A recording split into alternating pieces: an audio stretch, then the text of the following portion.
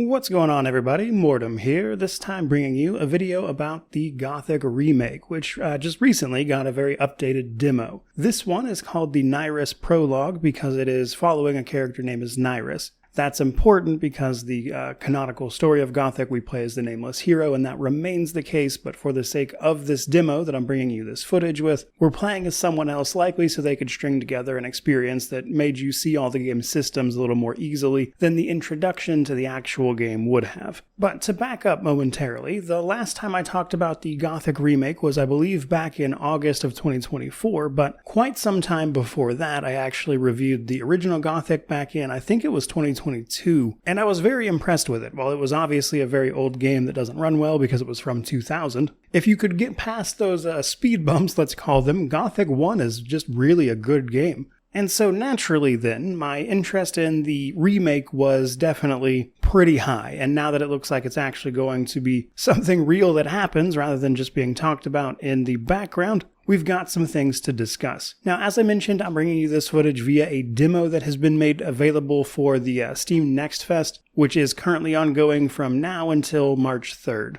I'm not entirely sure this will remain the case after the Steam Next Fest is over. Sometimes demos remain available after that, sometimes they go away. But in the case of this demo, what we are actually looking at is a condensed version of some events that took place before the actual game did, so we can get an idea of how everything fits together. This basically puts us in the first little sort of canyon that the game starts out in, and we complete some tasks to see how some various systems fit together, and that pretty much makes up the demo. Now, the nameless hero, who is the actual protagonist, will go through his normal story in the actual full-blown remake, but just in this prologue, I can say that they definitely nailed the atmosphere at the very least, and obviously graphics and things like that are always going to be a bit up for debate. Personally, I think it looks great, but there were some technical issues for sure. It definitely crashed on me a couple of times. There's a warning at the beginning of the demo that bugs and glitches are likely. But to give some specific examples, I think the movement feels really clunky, and I'm not sure if that's intentional, which we'll get to in a moment, and the camera is frankly way too sensitive, and I didn't see an option to tone that down. So those are some things that I think need to be worked on beforehand. But speaking of whether or not that movement is intentional in the way it is, it's important to understand that with a game like Gothic and the original, and what will likely be the case for this remake as well, the intro is a little rough on you as a character, because the idea is to show you that the world of this mining prison colony that you find yourself in is a rough place where, frankly, nobody really likes you unless you give them a reason to. We see that in this demo by people just being very outwardly hostile to you in some cases, with the best you can really hope for is apathetic.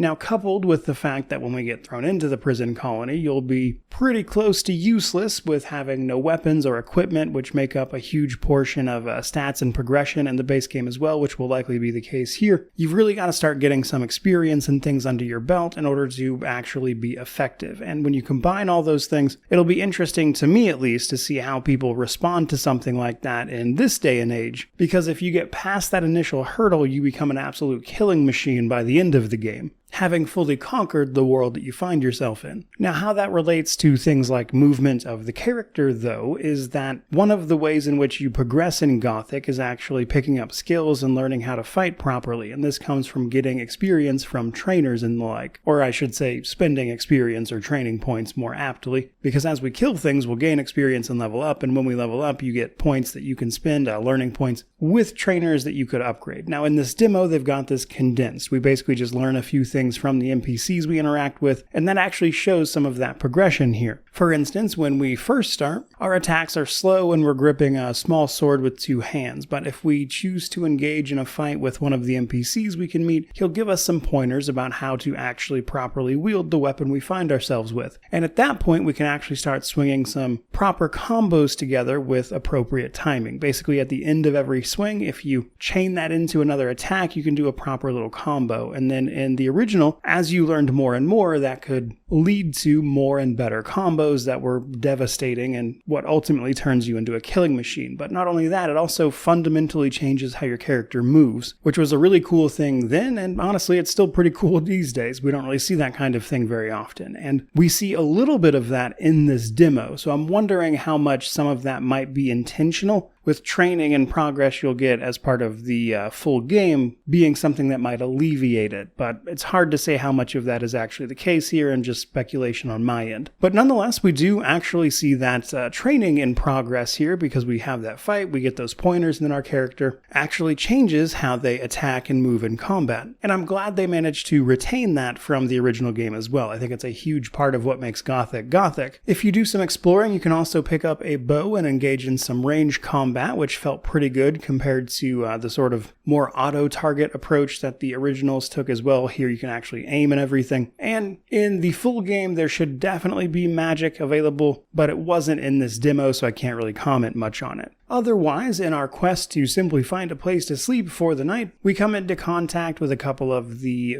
mining colonies factions, the old camp and the new camp, and we hear mentions of the cultists, the third faction. You'll ultimately be able to join one of those as you unravel a certain mystery about the mining colony itself. And joining those factions is ultimately what leads you to better and better gear, because you cannot get upgraded armor without doing that. And good armor in this game will ultimately drastically reduce the damage that you take from enemies, which is going to make you more capable of fighting multiple opponents at once, because here in this demo, fighting more than one enemy at a time or getting overwhelmed even slightly just means you're dead, which again is the point. But in addition to that, there are some other side systems that we can see at play here. Of course, the new UI, the hotbar system they've got set up. We can see the cooking menu and how they have all that working, and for the most part, that stuff looks pretty good. But as a sort of summation of what I want this video to be about, talking about everything I've seen from this prologue, what I would say, having played all three of the original Gothic trilogy, this game definitely feels like Gothic, and I think just from this demo, you can see a lot of what that original game was in both the mechanics and the presentation. But for better or worse, we're going to probably find out one way or another if that's something an audience in 2025 will actually enjoy. And I have some concerns people might,